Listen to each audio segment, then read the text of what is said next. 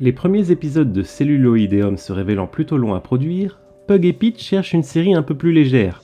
Enfin, je sais que là on dirait pas, mais ils se creusent les méninges de ouf, hein. Enfin, je crois. Hé, les Pain-Zizi, bougez vos culs! Dit Pete, pour le prochain Cellulo, je me suis dit que ça pourrait être pas mal de chercher après un animé avec des épisodes assez courts, genre 4-5 minutes par épisode. Oui, alors, j'ai bien une idée, mais ça risque de ne pas te plaire. Tu te souviens quand on a commencé à regarder des animés ensemble? Tu cherchais un peu à nous faire dépasser nos limites. Ah, la bonne époque, c'est quand on séchait les cours pour aller à la cafétéria de l'université pour regarder des animés. Je me souviens, trop bien. Ouais, d'ailleurs, j'espère que personne ne nous a regardé la série que j'ai en tête. Il me semble qu'on n'a rien regardé de très honteux à la cafétéria. Hein. Je pense que tu as une mémoire très sélective. Tu penses pas à ça, si? Ah, bien sûr que si. Ouais, attends, mais Kev, il l'acceptera jamais, et puis Sun, il refusera catégoriquement de le monter. Hein. Je m'acceptais quoi? Non, rien, t'inquiète, laisse tomber. Mais si. Bon, en gros, on a juste une idée pour le prochain épisode. Mais encore? Écoute, je sais que tu es une personne très ouverte d'esprit. Ouais, c'est vrai. Je sais qu'on peut aborder tous les sujets avec En toi. effet, Tu laisses ta chance aux gens et à tout le monde. C'est tout à ton honneur. oui. Ouais, Tu es quelqu'un de courageux, tu n'as pas peur d'affronter les choses à bras-le-corps. C'est vrai, je suis comme ça, oui. Oui. Ouais. Tu es vraiment une personne très Superbe. spéciale. Ah, mais c'est super gentil, tu m'as vraiment bien cerné. Mais du coup, c'est quoi le sujet dont vous parliez? Abuse pas, t'arriveras jamais à l'avoir aussi facilement. Tais-toi, Admire. Ce qu'on voulait te proposer, ça s'appelle Poupa. Une série de 12 épisodes de 4 à 5 minutes chacun. Donc même si c'est un peu dur à voir, ça durera pas trop longtemps. Et puis pour quelqu'un d'aussi brave et courageux que toi, ce sera pas un problème, hein. Allez, let's go! Bingo. C'est mal ce que t'as fait. Qu'est-ce que tu fais? Vas-y, ta gueule, j'appelle Veg pour lui annoncer la nouvelle. Ouais, Veg, ça va? Et toi? Super, dis, c'est pour te dire qu'on a le sujet du prochain épisode. Le nom de la série, c'est Poupa. Poupa, c'est quoi? Alors, Poupa est une série d'horreur produite en 2014 par le studio Dean, fondé en 1975, et qui adapte le manga du même nom. Manga d'ailleurs proposé par Sayaka Mogi, et il a été prépublié de 2011 à 2013. Mogi est d'ailleurs connu pour proposer des œuvres assez borderline. Attends, je regarde rapidement le résumé sur Note Il Jaune. T'as vu la gueule de la note? On va vraiment parler de ça? J'en ai bien peur, oui. De toute façon, Pete a déjà commencé à l'écrire. Ok, je reviens vers toi quand j'ai fini. Ça va? Ouais, Prêt? carrément. Ok. Pas de regret? Arrête un peu, tu vas lui faire peur. Lance le premier épisode plutôt. J'ai peur de rien, non, let's go. Après un opening nous donnant le ton de la série, la narration nous présente Utsusu et Yume, deux frères et sœurs. Ah, mais visuellement, c'est hyper sympa. Bon, pas les chara design, mais les décors font un effet peint à la main avec beaucoup de texture. Ça met vraiment beaucoup d'ambiance. Ah, ça, de la texture, tu vas en avoir, ça je te le garantis. Yume rentre de l'école avant Utsusu et fait la rencontre d'une grande dame avec un chapeau. Je pense que je vais l'appeler Dame Dimitrescu. Et elle lui dit de rentrer avant de voir les papillons rouges. Mais littéralement un cut plus tard, cette teubée est en train d'admirer une nuée de ces 10 papillons. Franchement, si elle y passe, elle le mérite. En même temps, tu prendrais au sérieux une inconnue qui te dit « Prends garde aux papillons !» Oui, on a tous les deux vu Hell's Paradise. Attends. Là, t'aurais dû dire non. Ah, putain. Non. Voilà. Tu vois, elle est pas bête, elle est normale. Ok. Ensuite, un chien mal rapiécé s'approche d'elle. Et là, boum, vlan, bardaf, des tentacules lui sortent de la gueule. Et à la place de partir, de crier, de courir, que sais-je, non, elle se couvre sommairement la bouche. Putain, elle est quand même vachement conne. Ah, c'est immonde. Pete, je t'avais dit que ça irait pas. Il est pas prêt. Mais si, allez Kev, tu peux le faire.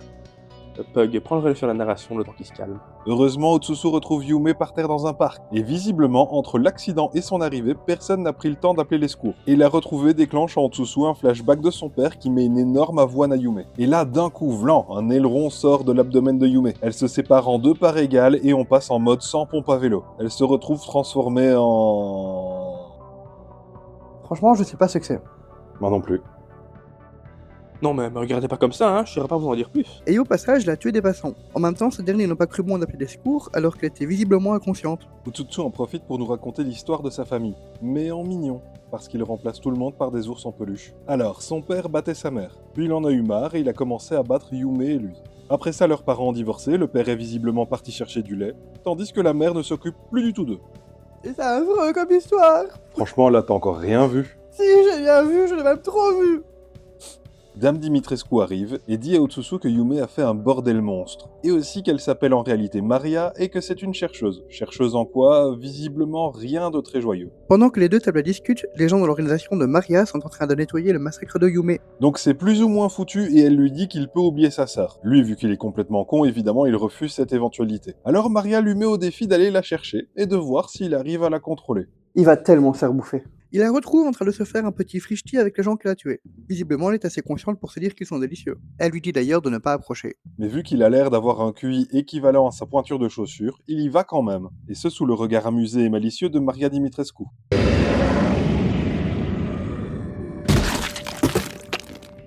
Mais putain, mais c'était sûr en fait! Yume se met à délirer, voyant un nounours lui dire qu'elle va encore boulotter son frère. En fait, le problème, c'est qu'elle n'arrive pas à se sortir de la tête que les humains qu'elle voit dans son délire ont tous l'air délicieux. Alors heureusement, son frère, il arrive pour l'aider. Elle délire pas du tout en fait. Sans grande transition, les voilà dans les toilettes. On distingue à peine leur silhouette, par contre ils font des bruits très bizarres. Ils font quoi? Bah, le bouffe, quoi. Mon travail. Trop compliqué. T'avais dit qu'il était pas prêt. Kev. Dis Pete, tu veux pas m'aider à le réveiller? Bon, il a l'air bien, là. Sans déconner. Ah! Tu vas bien? J'ai rêvé qu'on regarde une histoire entre deux jumeaux qui s'entre-dévoraient, laissant croire à une relation incestueuse. Ouais, c'est exactement ça, tu t'es évanoui à l'épisode 3.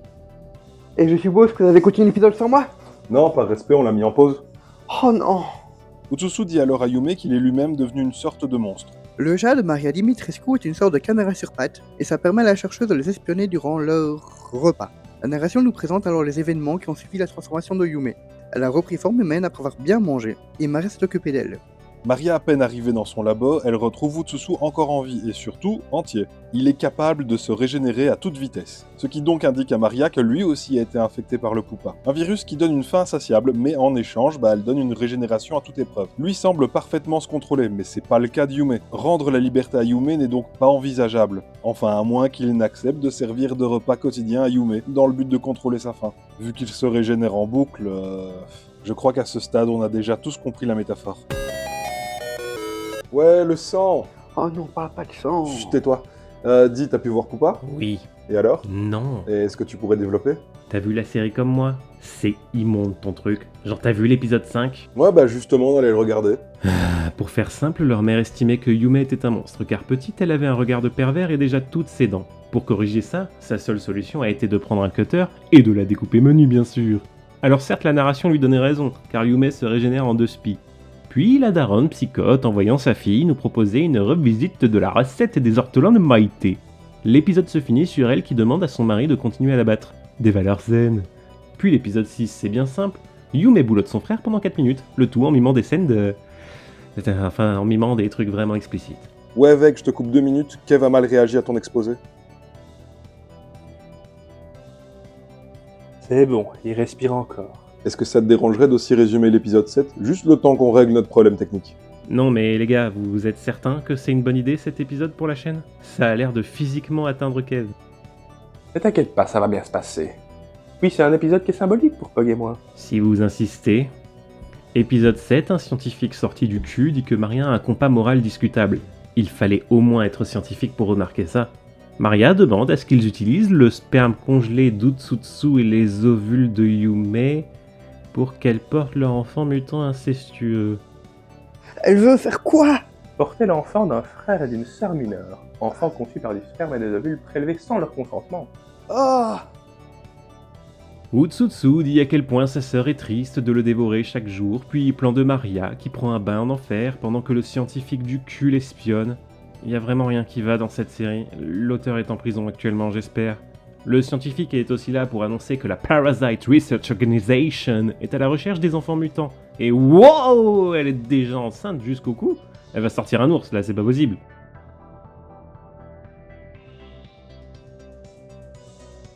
Non. Non, arrête. Mange pas ton frère, non. Oh bordel! Les gars, j'ai dormi combien de temps? Quelque chose comme 4 heures. Bon les gars, je vais me prendre un café, une aspirine, et après on pourra reprendre l'émission. Je crois qu'on va vraiment trop loin, là. Ça va, on est quasi à la fin. Ouais, la fin, c'est la pire partie, mon pote. Ça va, tu te sens mieux? On peut reprendre? Je suppose que le pire est passé maintenant. Mais oui, Tracker, ça va être bien plus calme à partir de maintenant. Utsutsu et Yume se font aggras par un stalker qui les menace avec un couteau. Ensuite, sans transition, les voilà dans un hangar où Utsutsu se fait torturer par le stalker. Ah, j'ai renversé partout, mais ça va, je peux le faire. Heureusement, Yume intervient, mais le stalker est balèze, alors il l'envoie bouler. Et ça, c'était le move de trop. Utsutsu passe en mode berserk et le défonce. Mais juste après ça, il se fait one-shot par les hommes en noir, trop mystérieux et bressons. Et hop, les mutants sont bien capturés. Yume se retrouve attaché à une chaise, pendant que dans la pièce à côté, son frère est entre les mains d'un Mengele de Wish. Et ça, durant tout l'épisode, on ne voit que ça. Yume sur une chaise avec en fond les cris d'agonie de son frère. Il faudrait attendre la fin de l'épisode, donc que son frère ait bien pris tout ce qu'il mérite, pour que Yume se rappelle qu'elle a des super pouvoirs. Elle se libère de ses chaînes, fait pousser des tentacules dans son dos, et fonce sur les gardes totalement choc-barre de BZ. Kev, je t'ai peut-être un peu menti. L'épisode à venir est un petit peu gore. Écoute, Pete, je sais que tu n'es pas digne de confiance, et Pug non plus, du coup j'ai tout prévu. Bassine de sécurité, protection supplémentaire, compagnon de soutien émotionnel. Yume se la joue façon évasion de Lucy dans le premier épisode d'Elfenlied. Sauf qu'en plus de ça, elle récupère des petits bouts pour son déjeuner. It's dangerous to go alone, comme on dit. Et pendant ce temps-là, Yutsuzu a réussi à s'échapper en rampant sur le sol comme la loque qu'il est. Non mais attends, comment il a pu se libérer? Il était pas attaché, le type? Franchement, j'ai arrêté de tenter de comprendre ce truc après mon premier malaise nasal. Vagal, tu veux dire? Ah non, nasal, je sais pas de ça, moi. Il fait un peu comme moi, il tombe dans les vapes. Puis le fantôme de sa mère vient l'enlacer, et ça permet de le réveiller. Non mais attends. Le fantôme de sa mère est encore en vie. Pug, qu'est-ce que tu n'as pas compris dans la phrase « J'ai arrêté d'essayer de comprendre ce truc ». Non mais vous abusez, c'est pas si incompréhensible. Ben si, ça en fait des affaires ton truc. Ni fait ni affaire. Quoi? Là, ce que tu cherches à dire, c'est ni fait ni affaire. En faire des affaires, ça veut rien dire. Ou alors c'est juste nul en proverbe. Non, c'est pas un proverbe. L'avant-dernier épisode commence par un petit résumé de l'œuvre des deux mutants, avant qu'ils ne se retrouvent pour un câlin beaucoup trop candide par rapport à l'atmosphère poisseuse de cette série. Les voilà à nouveau à l'école, loin du danger. Et... Ah mais sérieux? Ils font ça dans la réserve de leur salle de sport? Et enfin, ça s'est fini sur un petit discours comme quoi c'est bien de s'entraider dans la vie. Alors moi je veux bien qu'on s'entraide, mais dans leur cas je trouve que ça va un peu loin. On peut enfin entamer le dernier épisode. Et là, je comprends pas trop ce qui se passe. C'est plus ou moins un flashback des mutants lorsqu'ils étaient enfants à une fête foraine, où Tsutsu essaye de gagner une peluche pour sa sœur. Ils se font aider par des personnages qui ne sont jamais apparus avant, mais qui ont l'air importants, et à la fin, ils gagnent la broche que Yume porte durant toute la série. Broche qui n'est d'ailleurs même pas le MacGuffin de la série, donc vraiment niveau zéro d'intérêt. Comme la série entière en fait. Bah si ça peut nous éviter de voir Yume le manger, moi ça me va. Eh bien voilà, maintenant que tu as vu cette série, tu partages notre trauma. Et tu fais partie du cercle. Attends, il a dit quoi là? J'ai rien compris. Pour faire simple, lorsque Pete et moi on a commencé à regarder des animés, on a cherché à repousser nos limites. De plus en plus loin, un jour on a creusé trop profond. On était jeunes et cons, je crois que ça a créé un trauma. Ouais, sans doute un des pires trucs qu'on ait vus. Ça nous a profondément marqué et du coup en parler dans l'émission, ça me semble pertinent. Vous êtes juste de grands malades tous les deux. Attends, je peux tout expliquer, mais est-ce qu'on parlerait pas d'abord de la partie technique? Allô Veg? Ouais, c'est Kev. Tu peux prendre le relais s'il te plaît. Je suis dans l'incapacité totale de vouloir parler de la partie technique de cette immondice. Vous voulez les coupables? Je vais vous les donner. Mochizuki Tomomi à la réalisation et au scénario. Il a été storyboarder sur Noragami. Il a aussi bossé sur Code Geass. Pour faire simple, il a bien roulé sa bosse dans le domaine. Niveau générique, l'opening est chanté par Ibuki Kido, qui a aussi donné sa voix à Yume. Elle est connue pour avoir aussi joué Andreko de Shobai Rock. Et on a aussi Shimazaki Nobunaga qui incarne Utsutsu. Il a aussi été Shunpei dans Oblivion Battery, et aussi Baki dans Baki. Niveau VF, oh bah y'en a pas. Oh bah c'est bizarre. Je ne pense pas que ça ait grand intérêt de parler de qui a bossé sur ce truc, honnêtement. La série elle-même n'a que peu d'intérêt, en plus d'être invitable. La note sur Naughty Jaune est largement justifiée. Voilà, c'est fait. Maintenant, on peut passer à la conclusion. Ouais, si tu veux. Bah évidemment, j'ai détesté. C'est gore pour rien. Et en plus, le message véhiculé est vraiment plus que discutable. Ouais, en vrai, Kev et Veg ont plutôt raison. J'ajouterais quand même que les décors et les couleurs sont plutôt intéressants. Je te demande pardon, on s'en fout des décors. Parce que c'est une souffrance. Bah voilà, on a tourné l'épisode qui coulera notre chaîne à peine née. Mais non, et puis dis-toi qu'on a fait une bonne action. En quoi? Bah, les gens qui vont voir la vidéo, bah ils auront pas à se taper la série. Ouais, enfin on leur a plus ou moins tout raconté sans leur épargner les détails. Enfin bref, on va couper. N'hésitez pas à liker, à vous abonner, à commenter. Là, j'ai souri, c'est mieux. Dommage.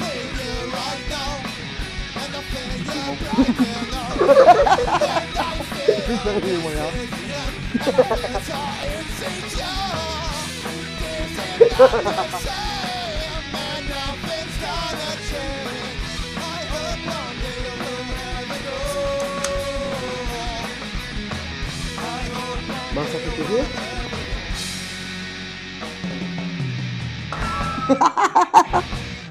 C'est bafouillé. Ça va fouiller.